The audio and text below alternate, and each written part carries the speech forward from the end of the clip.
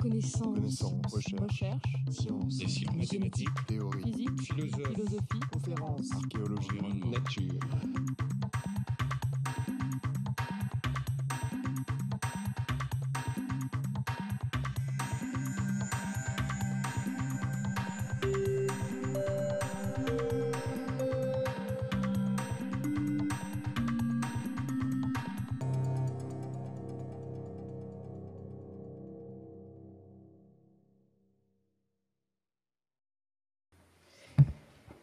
Bonjour, je suis très reconnaissante aux organisateurs de m'avoir invitée et très honorée dans ces lieux prestigieux pour l'histoire de la science. Et donc je me suis permis de sous-titrer d'une manière peut-être un peu paradoxale par rapport au titre du sujet sur les cohortes de patients. De cette manière, ma présentation, et je m'en expliquerai. Cette présentation est un choix de travaux sur les cohortes, un choix partiel qui sera essentiellement sur les cohortes des pays développés, sur lequel la NRS, depuis le début de son existence, consacre un programme important et sur lequel la communauté française de chercheurs s'est beaucoup mobilisée en constituant un programme de suivi qui concerne à la fois les adultes, les enfants et les mères de ces enfants, donc un programme complet qui, depuis une dizaine d'années, s'associe aussi beaucoup dans le cadre de collaborations européennes qui sont clés pour décrire un certain nombre de phénomènes émergents et de les suivre au cours du temps. Alors ces cohortes, on parle de patients qui ont au moins une caractéristique commune, évidemment affectés par le VIH, et au nord, pour la plupart des cas, traités, disons 85 à 90% des patients sont traités. Donc on observe aujourd'hui, ou en tous les cas depuis une dizaine d'années, l'évolution sous traitement. Dans le futur, ce sera l'évolution sous ces traitements qu'on observera. Ces cohortes ont aussi la caractéristique de réaliser un suivi standardisé, donc avec une collecte de données qui essaie d'être aussi homogène que possible au cours du temps. Et elle a deux buts, ou elles ont deux buts, ces cohortes. Le premier but, c'est d'identifier des questions de recherche épidémiologique, clinique, biologique ou de santé publique dès le début et qui donc forment la justification à ces cohortes, mais également de constituer une véritable plateforme qui permet de détecter des problèmes émergents et de collecter aussi des données pour des recherches dont les questions ne sont pas forcément identifiées dès le départ de ces recherches. Donc, je donnerai quelques exemples illustrant ces aspects-là et en quoi ces cohortes de patients, de manière paradoxale, peuvent aussi contribuer à un futur sans sida, ou en tous les cas où le poids du sida pourrait être moins important. Et bien d'abord parce que les cohortes peuvent jouer et ont joué un rôle central pour mieux connaître et mieux comprendre la progression de la maladie et les effets du traitement. Stéphane Vella a donné des exemples et Papa Salif a donné aussi des exemples dans les pays en développement. Ces exemples vont bien sûr être conjoints avec les exemples complémentaires avec les exemples que je donnerai. Et puis, ils peuvent aussi contribuer à mieux connaître les conditions du diagnostic des patients et de la prise en charge, que ce soit en Europe ou ailleurs, bien entendu. Alors cette diapositive rejoint beaucoup d'autres qui ont déjà été montrées sur l'évolution de la progression donc des deux événements majeurs qui se produisent au cours de l'infection par le VIH en termes cliniques et en termes de complications, le passage au stade sida et puis malheureusement le décès, puisque bien entendu cette maladie n'est pas curable. Et donc, à partir de l'introduction des traitements antirétroviraux, quand on regarde les données de différentes bases de données, et celle-ci est l'exemple en France de la base hospitalière française que Dominique Costigliola coordonne, et elle a eu la gentillesse de me prêter cette diapositive, on pourrait voir la même évolution dans tous les pays où les antirétroviraux ont été introduits à partir du moment de leur introduction, donc en France 96-97, et on voit une évolution en 2 plateaux, une diminution très rapide, puis ensuite une diminution un peu moins rapide, et actuellement une phase en plateau qu'on pourrait poursuivre. Et cette diapositive me permet simplement d'illustrer un point, c'est qu'on peut quantifier à travers les cohortes le poids résiduel sous traitement de 1 à 2% de complications. Et je reprendrai ce chiffre un peu plus tard par comparaison avec d'autres complications de l'infection par le VIH aujourd'hui. Et puis, l'implication de ce point, c'est qu'on peut s'attendre à ce que la prévalence, c'est-à-dire le nombre de cas existants dans une population, augmente de manière importante du seul fait que les patients sont traités et donc ont une survie beaucoup plus grande. Alors, une autre illustration, là, cette fois-ci, au travers d'une collaboration importante, il y en a beaucoup en Europe, et cette collaboration porte sur des patients séroconverteurs, donc des cohortes, qui peuvent identifier des patients au moment du début de l'infection, ou en tous les cas dont on peut estimer avec assez de précision le début de leur infection. Donc c'est un assez grand nombre qui permet d'avoir des comparaisons assez précises, et on voit le chemin parcouru, plusieurs diapos l'ont déjà illustré, le chemin parcouru, en particulier là chez les patients qui sont infectés avant 45 ans, entre la période avant le traitement, la période après le traitement en termes de mortalité, mais qui reste encore un chemin à parcourir et un différentiel avec la mortalité de la population générale de même âge et même sexe. Et l'impact également de l'âge, puisque l'âge à la séroconversion va entraîner un pronostic plus défavorable et les traitements ne vont pas être suffisants pour rejoindre la mortalité de la population générale. Donc, on sait que les patients vont avoir une mortalité, on voit que les patients ont une mortalité de plus en plus proche de celle de la population de même âge et même sexe. On voit aussi que l'âge va jouer un rôle et donc la prévalence va augmenter, ces patients vont vieillir. On peut estimer que, selon les régions, entre 20 et 50% des patients des cas existants d'ici 5 à 10 ans auront plus de 50 ans, donc seront dans un processus progressif de vieillissement. Et d'autre part, on commence à étudier également les conditions dans lesquelles la mortalité peut se rapprocher encore plus de la mortalité générale,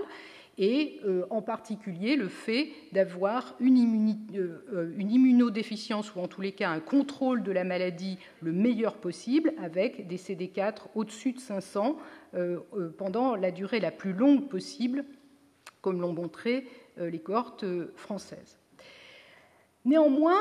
ce que montrent les cohortes, et en particulier cette collaboration de l'ensemble des cohortes européennes, donc à peu près 100 000 patients adultes dont on peut décrire sur une longue période l'évolution, si on regarde les patients au moment où ils débutent leur traitement,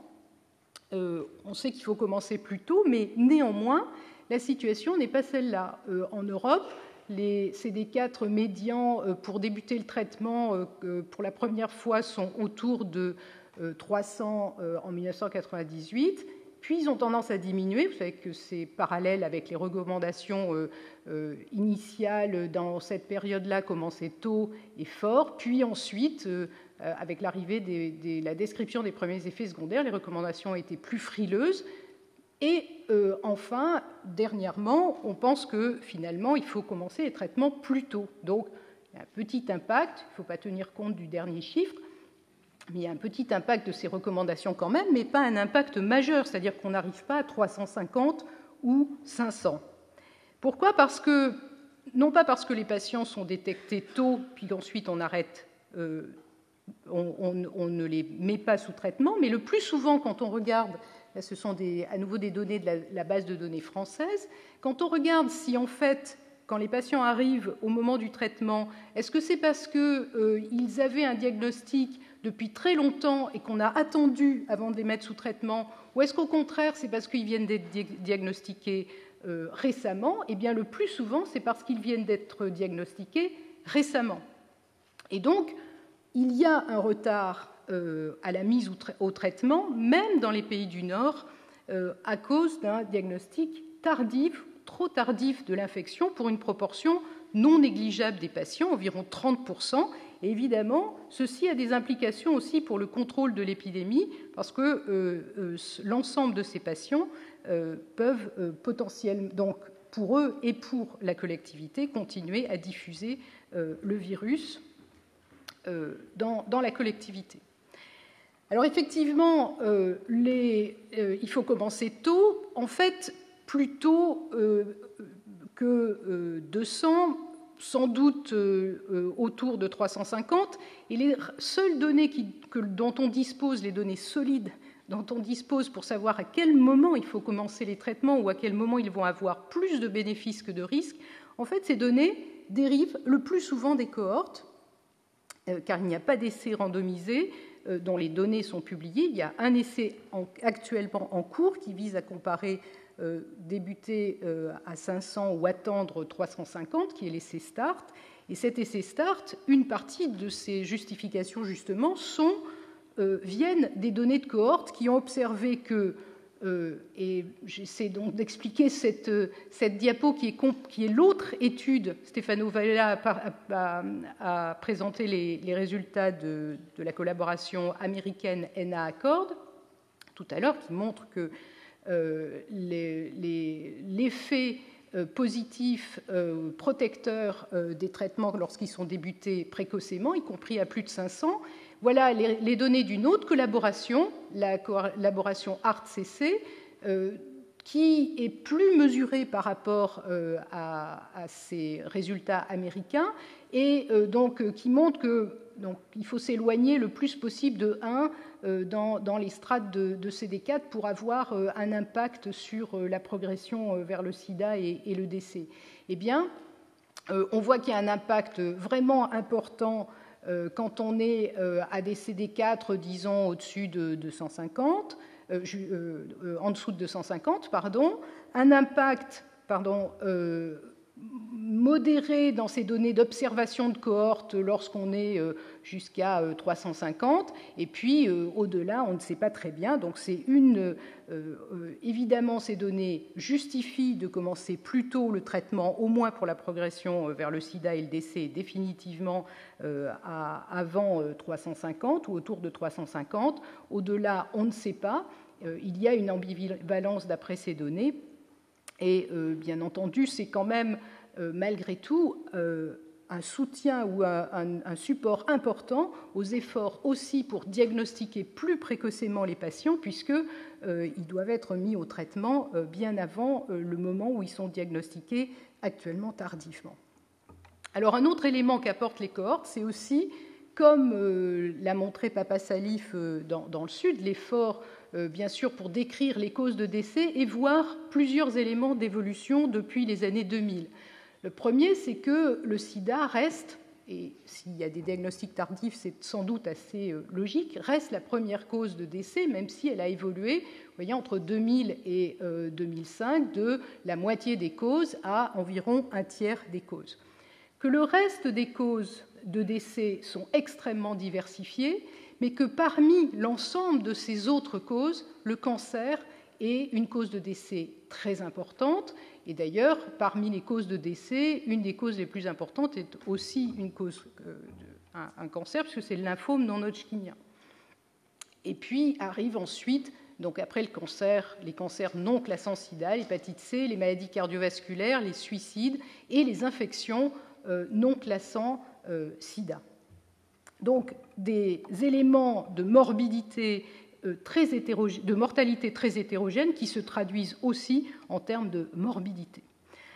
Alors, je vais donner juste un exemple de la démarche qui a été faite pour le cancer. On pourrait l'appliquer à beaucoup d'autres éléments, mais évidemment, c'est un choix, encore une fois, partiel de résultats de ces cohortes. Et si on compare par rapport à la population générale pour savoir si ces patients affectés par le VIH ont, par rapport toujours à la population générale de même âge et de même sexe, vraiment des incidences de cancer beaucoup plus importantes, et est-ce que c'est vrai pour tous les types de cancers ? C'est une étude dans la population américaine, et donc si le ratio est supérieur à 1, eh bien, le risque de ce type de cancer est beaucoup plus important chez les patients VIH. Et on voit qu'il y a 5 types de cancers pour lesquels l'incidence est beaucoup plus importante. Le cancer du poumon, la maladie de Hodgkin, le cancer anal, le cancer du foie et le mélanome. Et en fait, c'est pas le cancer colorectal, le cancer de la peau, ni le mélanome, ni la prostate, ni les cancers du sein chez la femme. Et donc, on voit que, certes, il y a un risque augmenté de développement des cancers non-sida, pas tous, mais apparemment particulièrement ceux qui sont associés avec 2 facteurs de risque importants ou de causes importants, les infections virales et le tabac. Et en fait, dans l'examen des déterminants de ces maladies qui surviennent plus souvent maintenant chez ces patients que leurs complications du sida, il y a la part des facteurs de risque traditionnels. Et par exemple, sur le tabac, les patients infectés par le VIH en France, mais aussi en Europe, c'est un phénomène qui est assez commun en Europe, 50% d'entre eux sont fumeurs. Dans la population générale, c'est 20 à 25%. Donc on voit bien que le poids de ce facteur de risque va se traduire par une certaine morbidité. Et donc pour les infections virales, on sait aussi l'importance de la co-infection par les hépatites B et C chez ces patients-là. Par exemple, en France, ça représente 20 à 25% des patients affectés par le VIH et le virus, le papillomavirus. Par ailleurs, il est clair que pour le cancer au moins, l'immunodéficience joue un rôle, et donc on revient à l'importance pour la prévention de ces phénomènes d'un traitement initié plus précocement, mais aussi de cibler d'autres facteurs de risque traditionnels de ces morbidités qui ont une prévalence particulièrement importante chez ces patients. Alors je pourrais détailler d'autres exemples, mais peu importe, car l'idée du raisonnement autour de la meilleure connaissance de cette morbidité, de cette mortalité hétérogène, c'est de comprendre la part relative des déterminants, et en particulier modifiables, ceux qui sont liés aux facteurs de risque traditionnels, ceux qui sont liés à la maladie VIH elle-même, et ceux qui sont liés bien sûr au traitement et à des potentielles toxicités. Et donc, juste pour illustrer ici, donc effectivement dans les morbidités ou les causes de mortalité émergentes, quelques chiffres. Je n'ai pas cité les sources parce que j'ai donné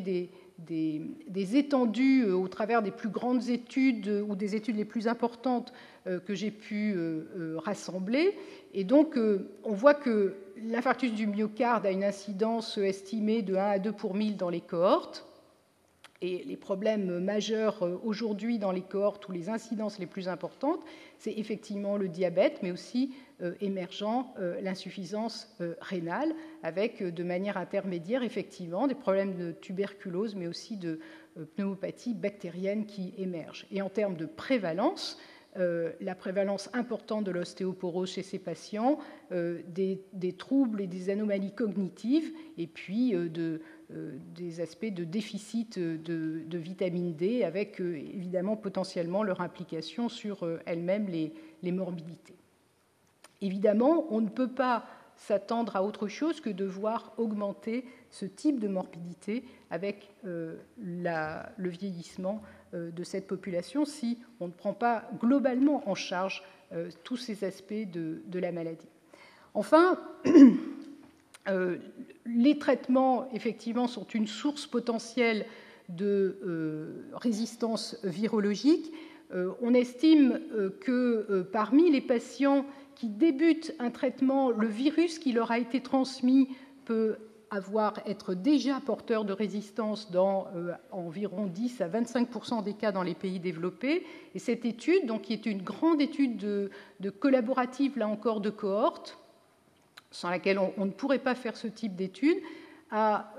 montré que lorsque, donc c'est une analyse rétrospective, lorsque les patients ont reçu des traitements qui n'étaient pas complètement adaptés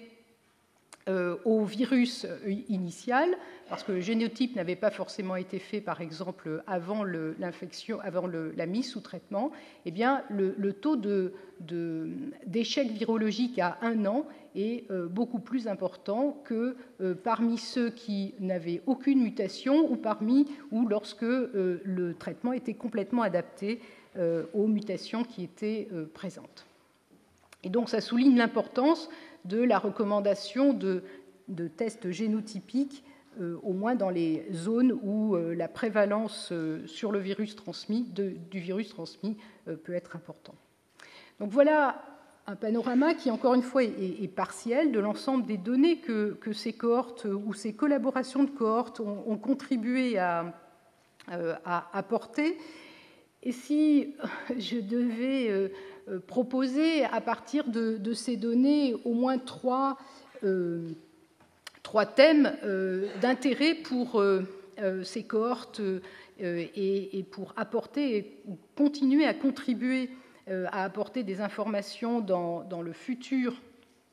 pour l'infection par le VIH, il me semble que ces cohortes sont prêtes à caractériser non pas seulement les problèmes, mais aussi qu'est-ce qui pourrait faire que les patients vieillissent dans de bonnes conditions, et donc l'importance de bien mesurer et d'appréhender les déterminants modifiables, mais aussi les conditions de la qualité de vie chez ces patients, et donc la collaboration aussi avec les collègues de sciences humaines et sociales sont ici absolument fondamentaux. Le deuxième point, c'est que ces cohortes permettent de continuer à suivre et à identifier sans doute les stratégies de dépistage qui vont être les plus efficaces, peut-être même à les évaluer en cohorte ou contribuer à évaluer différentes stratégies en fonction des différentes populations, à continuer à suivre les problèmes et identifier et quantifier les problèmes qui émergent comme elles les ont fait dans les années précédentes avec la mise sous traitement, et puis aussi à identifier des variations possibles dans les populations. Les patients migrants n'ont pas les mêmes situations que d'autres, par exemple, et les patients qui vont être très âgés, pas les mêmes que ceux qui sont plus jeunes, etc. Et enfin, ces cohortes sont des plateformes qui permettent aussi, sans doute, de fournir des données et d'identifier des populations peut-être plus rares de justement HIV controllers ou de patients qui vont peu progresser et qui vont avoir associé à ce phénotype un certain nombre de prélèvements disponibles qui permettront d'avancer dans la meilleure connaissance de ces mécanismes. Ça suppose que ces infrastructures continuent aussi à collecter de manière la plus standardisée possible toutes les données importantes qu'elles ont déjà collectées. Ça veut dire qu'elles doivent aussi anticiper la collecte de données nécessaires pour ces futures questions. Ça veut dire aussi que les collaborations entre le Nord, qui existe beaucoup, mais le Nord et le Sud, et entre le Sud, ces cohortes doivent les poursuivre et les intensifier. Et enfin, bien entendu, l'ensemble de cette collaboration ou l'ensemble de ces questions ne sont possibles que dans une dimension interdisciplinaire de la recherche qui permet évidemment une recherche de plus en plus translationnelle. Voilà, je voudrais enfin terminer en remerciant l'ensemble des chercheurs des cohortes et bien sûr le financeur principal qui est l'ANRS, remercier particulièrement Dominique qui m'a fourni quelques diapos, ainsi que les collaborations, donc ARTCC menée par Jonathan Stern qui a eu aussi la gentillesse de me faire passer des diapos, Cascade donc de séroconverteurs, COER, l'ensemble des cohortes européennes et l'ensemble des collaborations européennes maintenant réunies dans Eurocord, et enfin l'équipe de Bordeaux et tous ceux également qui travaillent sur les données que je vous ai présentées. Merci beaucoup.